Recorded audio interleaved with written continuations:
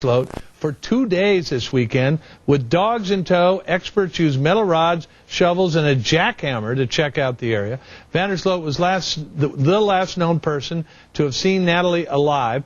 He's never been charged in the case, so what do investigators hope to find at this point? With me now live is Greta Van Susteren, host of Fox's On the Record. So Greta, what was going on, first of all? What were they doing in Joran's backyard this weekend?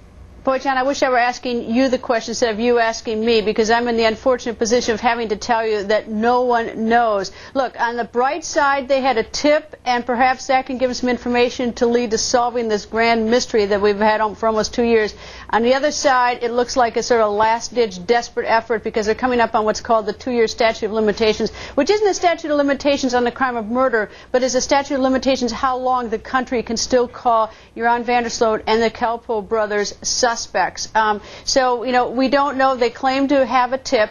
I'm not sure what kind of tip that they could dig up, at this point. We're all glad to see that they're out investigating this, but what in the world took them 2 years, John? Yeah. Now, Greta, we asked a question on the screen, is the clock ticking in the law? Evidently it is. What difference does it make if they've only got a certain amount of time to refer to them as suspects? Not a whole lot, except for this. They could, in theory, as long as they're suspects, they could jam them with a trial date and try them in 2 weeks. If the clock runs out and they discover some evidence that ties any of the three to a crime of murder, they have to start going through the whole process again, making the arrest, and it starts the clock. I am told, and when I've probed this question a million times, what does it mean? It doesn't mean a whole lot. At least it doesn't, the way we look at the way cases are prosecuted. But certainly, if the distinction is out there, I think it's rather meaningless all in all. Greta, in your experience, do you ever find people who are investigating a case, prosecutors, the police, the investigators, get to a point where they're beating their head against the wall and they do things knowing they're just spinning their wheels?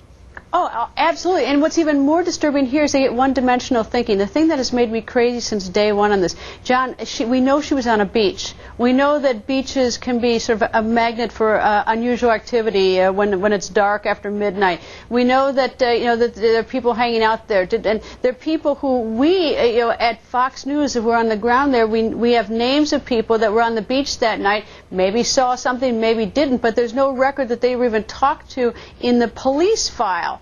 So it's like the thing that's even most disturbing is they seem to be going in one direction, and they seem to have ignored all sorts of other possibilities, even for clues. And so it makes you it's very frustrating, and of course it's profoundly disturbing to the family and friends of Natalie Holloway. Greta, I know you are close to Beth Holloway. Has she know about what's gone on? Have you been in touch with her? Has she said anything about this? I talked to Beth frequently, and ever since this happened 2 years ago. She didn't know that I don't think she knew what was going on. I don't think she's kept in the loop. I do know that some effort is made through her lawyer, John Q. Kelly, to keep her aware of things. But sometimes she deliberately kept out of things because people don't want to get her hopes up. Of course, then it gets all over the media, and she does hear about investigations. But as you might imagine, for her and for Dave, it's extraordinarily difficult. They've been told so many things in the past 2 years that it's oftentimes profoundly disappointing to them, because they want answers, and they certainly have been diligent in trying to get them, but they certainly have not gotten those answers. Big thanks to Greta Van Susteren. Thanks, Greta. And be sure to watch Greta's show On the Record tonight, 10 Eastern, right here on the Fox News Channel for the very latest on the Holloway case and others. So, could Joran Vandersloot remain a suspect if investigators do not find something significant in that yard? With me now, the former NYPD detective, Bo Dietl. Now, Bo, you worked for the Holloway family at one point on this. I'm still working with John Kelly, yeah. Yeah, you were the one who actually served Joran on the plane with a subpoena. Well, I served him when he got off the plane. One of our agents served him on the plane. I just wanted a videotape history that he was served, yes. Okay. So what's going on there? Do you know? In the beginning of this case, we got to start right from the beginning, how it was mishandled. I mean, they had the car. They took the car about 3 weeks after the incident when he was a suspect. They didn't put any luminol in there to check to see if there was blood until several weeks later. And the whole thing was handled in the beginning very bad. When a case is fresh like that, that's when you need good investigators. Right there, questioning people, separating people, asking them questions, getting conflicting statements. That's what an investigation is all about. That was not done. I'm really happy to see that we have the these detectives coming in from the Netherlands. We're hoping that they are seasoned detectives, not like the people that we were dealing with in Aruba. As far as I'm concerned, really didn't have a clue. I mean, the biggest thing they were looking for was maybe a coconut that was robbed.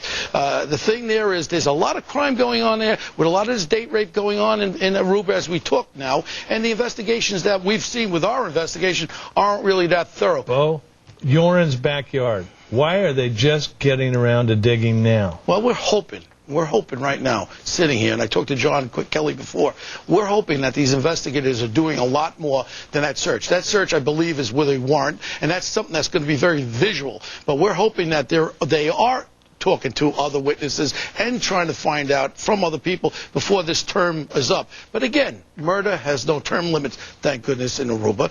And if there's new evidence that is discovered, they can be placed and arrested. We'll have to go through that same Aruban law, but who cares? As long as we arrest somebody for the disappearance and possibly the murder of Miss Holloway. There's no statute of limitations on murder anywhere. No, well, I don't know about anywhere. But virtually anywhere, assuming Aruba. But Greta says that it makes a difference if they can refer to him as a suspect.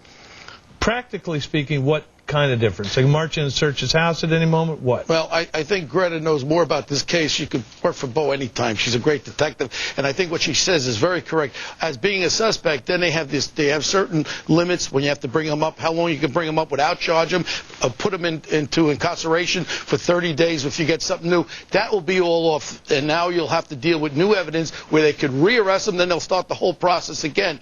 Not the worst thing in the world if you get real evidence to tie this man up with the disappearance of Miss Holloway. Who cares if we have to start the whole thing over? How many times in your career have you seen a case go this long and you finally get a suspect, you get him in court, and you actually can prove he's the one that did the murder this far away from the crime? Well, you know what, in my mind on these cases there could be other people around, other people could have knowledge, other people get involved with some other crime. Say if they're selling drugs or something and they're facing life imprisonment, and a lot of times we work with those people to give us information that will lead us to the arrest on a murder. And we're hoping that there are other people who he may have said something to who all of a sudden get in a heck of a lot of trouble, say about selling some drugs and they're facing life. I guarantee you'll get some good witnesses then, and that's what you hope for. Or the other side is the physical. I mean, if you get any DNA of his DNA that's connected with her body, if we find her body, and I'm saying her body, and I'm sorry to the family, but I think it's beyond that right now. I'm hoping for a closure for the family, that they can do something with that. Bo Dietl. Bo, thanks very much. It's always good to see you. Coming up in the rundown.